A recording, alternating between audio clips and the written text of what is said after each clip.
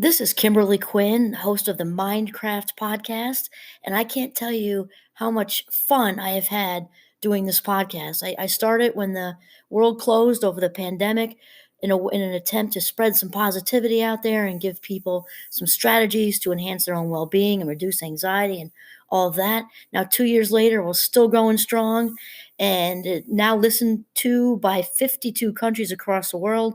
And I've even helped some of my students get going with their own podcasts. It's super easy to do. And I'll tell you, if you haven't heard about Anchor by Spotify, it is the easiest way to make a podcast with everything you need all in one place. I'll just explain for you. Anchor has tools that allow you to record and edit your podcast right from your phone or computer. When hosting on Anchor, you can distribute your podcast on listening platforms like Spotify, Apple Podcasts, and more. It's everything you need to make a podcast in one place. And best of all, Anchor is totally free. Download the Anchor app or go to anchor.fm to get started. It is a ball. Start today. Greetings, Minecrafters, and welcome to another exciting Minecraft discussion. My name is Dr. Kimberly Quinn, and I am here to help you become the boss of your brain. We also, in addition to talking about thoughts come first, feelings second, and thoughts dictating our lives, we also expand right out into the well-being arena. And today, I'd like to have a discussion on embracing your inner putterer. Yeah, puttering. Puttering is just as wonderful. It can be very, very mindful. And I'm going to talk about how important this is because, at least in the States, we have become a society that is ultra achievement and productivity oriented. And while achievement is certainly important, it's part of Marty Seligman's PERMA, right? The sort of like the recipe for well-being: positive regard, engagement, relationships, meaning, and achievement or accomplishment. It's important, yet I think, just like anything, moderation.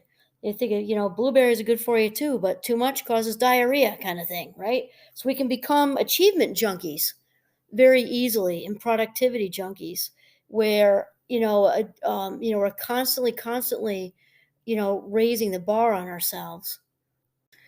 So again, though, we want to have goals. Not saying don't have goals. We want to achieve, of course. And that said, we've been also talking a lot about staying process based because this present moment is all we have. So when we talk about goals and achieving and all that, we talked about still remaining in the moment, because think about it: if we're doing our best, enjoying what we're doing, the goal or the outcome is going to take care of itself anyway, and probably come out that much better if you're actually in the moment, giving it, 100% of your attention, rather than thinking about the goal in the future. Think about it, it just makes no logical sense. So have the goal, but be in the present, I guess is what I'm saying. So the puttering thing comes in. I'm actually thinking my father-in-law right this minute. He is a putterer, and he's retired. And my outlaws, my husband's parents, are just two of the most wonderful people. And they're also, I tell them frequently that I want to bring them in for show and tell to my Minecraft class, because they are the poster adults for healthy aging. Um, Ma is almost 80 in November, and Dad's 79, and they're so healthy. And I'd like to think, and they're healthy all the way around. They eat lots of blueberries, like not too much, but not too many, but lots of blueberries. But they also read, they keep their minds active, and they walk and they travel and they do all these things, and they putter. Especially my father, but he putters. He does little things around the house. He's got chess games. Again, both avid readers. He putters around the yard. He's very into the Civil War, and he kind of putters around doing that. And it can be very, very, very healthy to take time out, because he's mindful when he does it. He is zoned in on whatever it is that he's doing. And there's also sort of puttering amped up could be thought of as a hobby. They're a little different, because puttering doesn't always, you know, puttering also sometimes is like dominoes. You kind of go where you land. Whereas a hobby, closely related, is very similar in that um it doesn't really have a specific, it's not a means to an end, I guess. You're doing it because you want to, right? You're doing it because you want to, and you're just doing it for the sake of doing it. Just imagine, because we live in such a, again, productivity based society, and oftentimes hobbies are monetized. And now, certainly, there are situations where somebody's hobby, because they love what they do, can turn into, a business or something. And that said, there are some times when, sometimes something's just a hobby. And when you turn it into a 40-hour or more per week situation, there went the joy from it. Yeah, in fact, I remember when I was at home with the 5 kids. And I don't even remember how I just kind of landed back into it, because I don't have a memory of making like a big old conscious choice. Maybe I did. It was so long ago, because our oldest is now about to turn 30 in November, and they're all just a couple years apart for the most part. So, in the middle area, not when they were infants, because who has time for anything when they're infants, but when they were in that, like early school age, I got back into doing some of my art stuff, and art can be a fantastic hobby. And it's obviously depends what you're into. But art also, if it's the touchables, the tangibles, it can be really soothing. At least it was for me. Of course, if it's music, it's soothing, because the idea is just pure pleasure, doing something just for the sake of doing it. And my grandmother was actually, both of my grandparents were quite are artistic. My grandmother painted, my grandfather was an architect, and my grandmother also decoupaged. And I got into refinishing, well, not refinishing, that isn't even the right word. I would, get old chairs at yard sales and pay next to nothing for them, sand them down, and then I would decoupage them. And then I got this idea to do one for all 7 of us. Of course, I did myself last, the 5 kids, then the husband, then me. Pretty much maps it out right there. And I did I decoupaged the chairs based on each individual child's, and then my husband and me, on our personalities. So I did a Harry Potter chair for our oldest son. Our middle daughter, I did an I Love Lucy chair. For my husband, I did all the 20th century presidents, because he's super history nut, um, especially that particular era.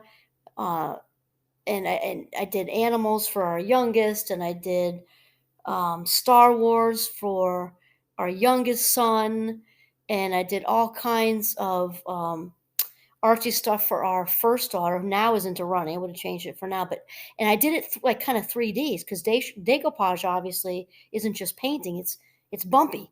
So when I did like a skiing scene on one of them, and our oldest daughter also skis, and I made like a bumpy little mountains up where it wouldn't bother you, like kind of on the sides, and wow, is it so soothing to touch the glue and the paint and just have my hands in it.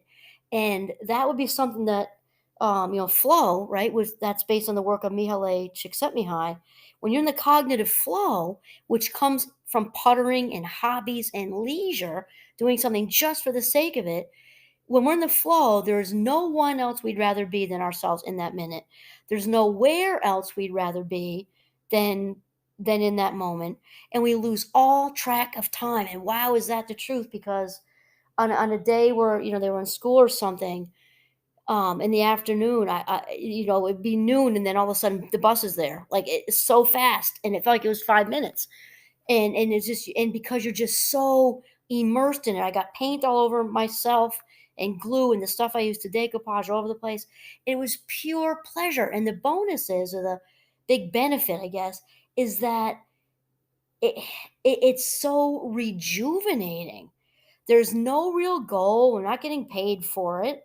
And you're not on any kind of timeline, because if there's a timeline, it's not usually a hobby.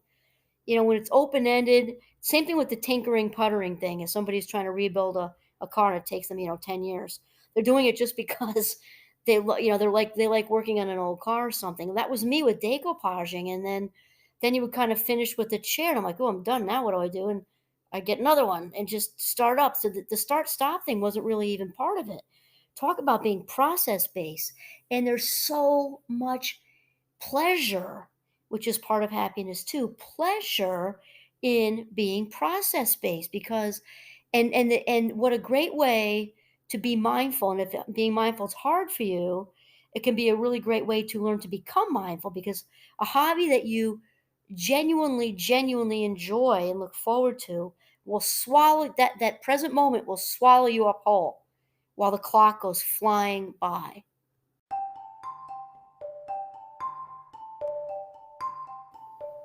And so, again, the pleasure part also involves the fun part, because we are so productivity oriented that we forget to have fun. Play is fun. Playing is fun. I say I work really hard at it. Not to have, I should say, how do I rephrase that? Because it's kind of natural for me to be playful. So I don't know how much I work at it, but I bring it into the workplace. I was just decorating for Halloween in there, and those who know me well know to to hopefully wish me happy Halloween season on October 1st, because it's official. You can start decorating your house then, or a workspace or whatever. But having fun. I have a remote control fart machine. It's great fun to stick that between under the pillows when you have people over. People you can get away with it with. You can't.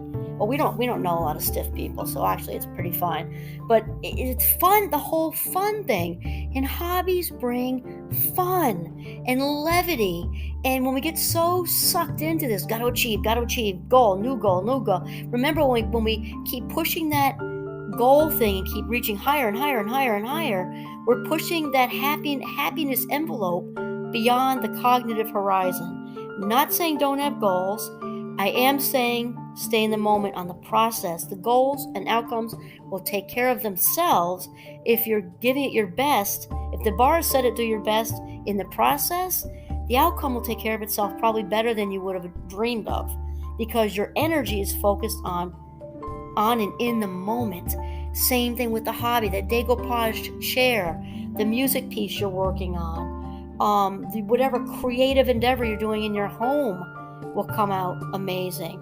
And you'll feel rejuvenated because it's pleasureful. Pleasure is good. Pleasure gets such a bad rap. It's actually on the lowest tier because pleasure doesn't last as long, right? But it's still important. Have that burger, have that 5-star sex, paint a chair, something. Pleasure is good. Pleasure is very, very good. Next after that is the flow state, okay? And then meaning is the top tier. So pleasure has wonderful value, though it's short-lived. Next is the flow thing, like we are losing track of time and connected to the universe, doing the task and loving every second. Next level up, because that has more meaning, lasts longer. And then the meaningful life is the top one, which is the longest lasting. And that is a podcast for another time. So embrace your inner putterer. Be mindful in it. Do your hobby. If you don't have one, find one. Be in the moment, just loving what you're doing for the sake of doing it. This is Kimberly Quinn signing off from Northern Vermont. Have a mindful day.